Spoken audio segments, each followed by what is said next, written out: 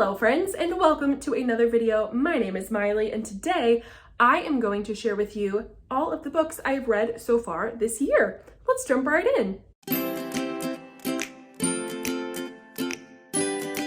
Okay, so in total, I have read 15 books this year so far. It's about April, so I think I'm doing pretty good. If you haven't seen our New Year's resolution or non-New Year's resolution goal setting video, I'll link it here, and you can see that I made the goal this year to read 50 books. I think it's super doable. I can totally do it. I'm 15 books in, and I won't be sharing actually all 15 because I've already shared a bunch of the books I've read so far this year in my Bridgerton book series review. So I started the year off by reading all of the Bridgerton series in like a week and a half, 2 weeks. I flew through those things because I loved them so much. The freaking Netflix show was like the most popular show ever on Netflix or television history, I guess. And they've already been renewed for like a bajillion seasons. But the books are even better, you guys. I love the books so much. And I'm not going to talk any more about those. I think total 9 books that I read at the very beginning of the year because I did a whole definitive ranking and review of the Bridgerton book series, and I'll link it up here so you can go watch that if you want an in-depth look at my opinion on the Bridgerton books and which one is my favorite. It might be surprising, so go check out that video. But I'm going to take you through all of the other books that I read besides the Bridgerton series so far this year. And the first one was this book called The Jane Austen Society. Now, if you know me, you know that I'm a total sucker for Jane Austen. She's probably my favorite author. Pride and Prejudice is 100% my favorite book. I've read it a bajillion times. I just love it so much. But The Jane Austen Society is a book that was really interesting. It's about a group of people in the town where Jane Austen was born and lived. And basically, they are connected to her estate, the estate where she lived as an adult and her brother owned. And it's very like historical fiction-y. They try to save the estate. They create the society where they read Jane Austen together. It's super cute, very Jane Austen feeling without being set in that time period. It's set, I believe, during World War I or World War II, or maybe in between them. I can't remember exactly. I read this in January, so I'm a little fuzzy, but the cast of characters is super sweet, and there's a little bit of love story in it, lots of like historically really cool info about Jane Austen that's pretty accurate. It's just a really fun, simple, lighthearted read. I definitely recommend it if you are a Janeite like me. Next, I read a book called Such a Fun Age, and this book was so good. It was a fiction book about a white couple who hire a black nanny, and it is just a really telling, kind of raw, real look at race relations and how race totally plays a factor in our lives, even when we're oblivious to it, like the main white character of this book totally is. It was such an interesting and compelling read, very different kind of book than I think I've ever read before. It was a really, really, really insightful read without being like a really stringent, nonfiction, hard to get through kind of book. So if you're interested in learning more about race and the nuances and the difficulties and the subtlety of prejudice, of racism, it's such an eye-opening and compelling, interesting story that definitely threads those themes throughout. So for sure, go read that if you're interested in that topic. It opened my eyes to a lot, and I've thought about that book so much in my life since I read it, and it's really helped me a lot learn more about how to be a better person, pretty much. So that was a really great book, and I definitely recommend it. The next book I read was Kate Morton's last book that I hadn't read, and I'm so sad about it. It's called The Forgotten Garden. And if you don't know me, then you wouldn't know that I'm obsessed with Kate Morton, who I found by total happenstance randomly in a bookstore once because I picked up her newest book called The Clockmaker's Daughter, which you should also go read. It's maybe my favorite one of hers, and it's her newest, so it's easier to find. And I totally fell in love with her as an author, the way she writes, how compelling her stories are, how she just weaves different timelines, different characters, different artifacts together in the most like mysterious and intriguing ways. Her books are pretty similar in the kind of vibe they give, very mysterious, very Lots of romance, lots of intrigue. She wraps it all up in a nice pretty bow, but not till the very end. So she keeps you hanging on at the edge of your seat the whole time you're reading. So I had been putting off reading the last of her books that I hadn't read because I have no more until she writes another one, which I'm sure she will. She's a super, super popular Australian author and really successful. All of her books are worth reading. The Forgotten Garden was so good. It was maybe in my top 3 of her books. She has 6 or 7 books, I think, total. And this one was great. It was a story about a little girl who grows up in this family with lots of sisters. And when she is getting married, her father tells her that she actually isn't part of their family and she was an abandoned child that he found and he and his wife raised and made part of the family. And so she, from then on, felt very much like an outsider and was super, super, super preoccupied with learning who she was and why she ended up totally abandoned in a different country than where she apparently came from. She has a few clues of her life because her father saved a suitcase that was found with her when she was adopted by him. And it's all told, the mystery kind of unravels, and it's told through the lens of her granddaughter, finding her story when she is almost 100 and dying of dementia in the hospital. And her granddaughter, who's very close with her and was actually raised by her, unravels the mystery of her life and figures it out. And there's lots of mother-daughter relationships. There's lots of family struggles. And it's told in, I believe, 3 different timelines from the perspective of lots of different characters. And so it's just like a puzzle piece that you're putting together as you read it. And so, so fascinating. Such great storytelling. It really does always push forward. You're always learning something new. It never gets boring. None of her books ever do. And the stories that are finally put together and you totally have an aha moment at the very end, they're always so poignant. They're always so, some of them break your heart in bad ways. Some of them break your heart in good ways. Some of them are very mysterious and scary. Some of them are more subtle, but they all just have this amazing air as you read them that I really don't get from other books. And totally worth reading. The Forgotten Garden is super good. Any book by Kate Morton is super good and you will not regret picking them up and reading them for sure. So definitely check that one out and all of her books. So next I read a book and it has a bad word in it. It's actually my favorite bad word, so I'm just gonna say it, but excuse me as I say this word, but it's literally the title of the book. So if you may be around small children that don't, you don't want them to hear the bad word, maybe skip forward 5 seconds or something, but it's called The Fuck It Diet. And it was a revolutionary book to read, that's for dang sure. I still don't know exactly how I feel about this book. I haven't completely wrapped my brain around it, but essentially it's a book about diet culture and how it's completely wrong. It's ingrained in society. It's ingrained in our brains. We're trained from an extremely young age that if we're not skinny, if we don't eat super healthy and work out all the time, that, we aren't valuable, we aren't good people, we need to change, whatever. And she kind of unravels this diet culture and provides a lot of really good resources, a lot of really good research that prove that maybe the things that we've heard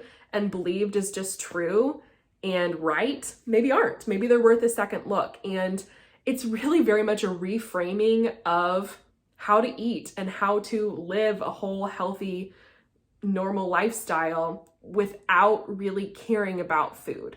So it's definitely for people who have struggled with obsession over weight, obsession over working out. If you've had any sort of eating struggles, this is a really great book to read to help you kind of go back to ground zero on your relationship with food and kind of rebuild it in a much healthier and more holistic type of way.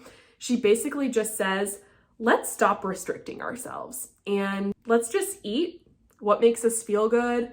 Let's eat what we want to. Let's emotionally eat. If we're having a really bad day and want to rely on food to help us feel better, that's okay. It's basically about not giving food so much power, not giving food the power that diet culture says that we have to give food, not restricting ourselves by calorie counting or, any sort of other restrictive eating, and just saying, fuck it, I'm going to eat what I want. And your body, there's a lot of science behind it that she totally explains in this book. Your body kind of self-regulates and It's very interesting. There are some crazy testimonials in it of people who have gone on this diet that's not really a diet, because basically you just start allowing all food. And man, it blew my mind, okay? It blew my mind. I've still been thinking about it. It's been a couple months since I've read it, and a lot of the principles are starting to slowly like soak into my brain. I am not a nonfiction reader most of the time. I'll read like a celebrity biography or maybe like something in history I'm really interested in. Like I read a lot of nonfiction about like Mary Queen of Scots and like British royalty and stuff like that. But I don't typically read a lot of, or any, self-help, diet, nothing like that. I normally do not read these kind of books. But this one just called to me and I really enjoyed it and learned a lot from it. And it's really helping me in my health journey process, apply some of these principles and just create a better relationship with food. I'm by no means perfect and I'm by no means sticking to it totally, because it actually terrifies me a little bit, because you just like allow all foods and don't restrict yourself and your body just self-regulates and you just accept who you are as you are. So I'm working on it. I'm trying. I'm not perfect, but it was a mind-blowing read, okay? Mind-blowing. So if that sounds like something you're interested in, it's not for everybody, but if you're like, hey, I want to read that, read it. It's worth it. It's so fascinating. Read it. Okay, so the next book that I read is called The Au Pair.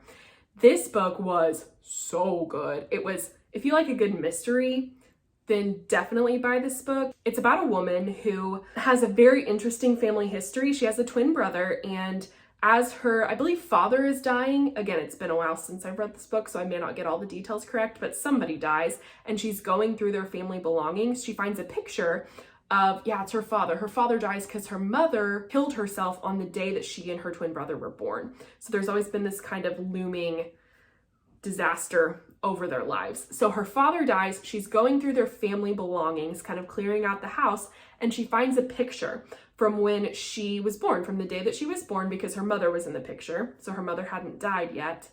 And it really perplexes her because in the picture, there's only one baby, but she and her brother are twins. And so she's like, what the heck? Where is me or my brother? They couldn't tell which baby it was in the picture with her mother, who died the same day the picture was taken. And so there's this whole mystery of, why is there only one baby? That's so weird. This must have been taken right before my mother died. What happened to her? Like what? She looks very happy. She doesn't look like someone who would kill herself. So it was just a very intriguing picture that led her to delve kind of obsessively into her family history. She learns that during that time they had an au pair who kind of intricately wove herself into the family, and not everything was as it seemed. So she uncovers a lot of details and plots together the history of her family and what happened that day, why there was only one baby. It's all revealed in this book, and it is such a compelling story. So mysterious, but intriguing. It happens really fast. There's a lot of details. It keeps you on the edge of your seat. You want to keep reading. I think I read this book in like a day or two because I just couldn't put it down. Definitely worth the read. It was another one that I just randomly found, I think at a local bookstore in Oklahoma City. Anyway, I just absolutely loved it. It was a fantastic read. Okay, and then the last book that I've read so far this year is called We Were the Lucky Ones. It's about a family living in Poland right before World War II. And basically it takes them throughout the entirety of World War II. They're a Jewish family in Poland. It goes through the Nazi invasion of Poland and the occupation of Poland. It tracks this multi-generational family through living in the ghetto, going to concentration camps, they all end up throughout the world, actually, in all these different horrific circumstances because they're Jewish. It just gives you an extremely real, an extremely raw and heartbreaking look into World War II. I had never learned a lot about Poland specifically, and so it taught me a lot of really, really crazy information I never knew about World War II. I studied a lot about World War II. In fact, I took a whole course on it in college, and I just never really learned a lot about what happened specifically in Poland. And so learning all these historical facts about what happened during World War II to Jewish people living in Poland through the lens of this family story and all these different offsets of the family, this married couple with children, the grandparents, the young kids, it was so fascinating, so heartbreaking, and just almost unbelievable the way that their story was constructed.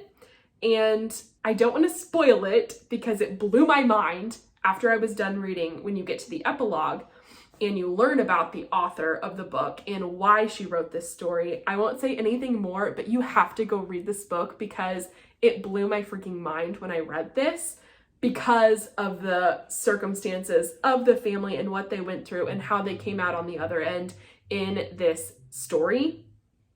Man, some shocking information at the end for sure. Such a great read, such an amazing book. I'm a sucker for historical drama.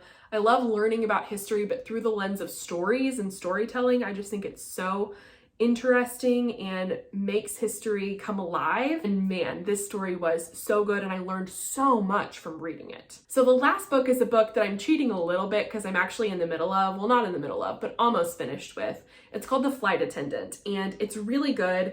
It's taken me about 3 weeks to get through, not because it's a hard read or a long read whatsoever, just because work has been crazy for me in the past few weeks. So I've kind of picked it up and put it down and picked it up and put it down, played that game with it.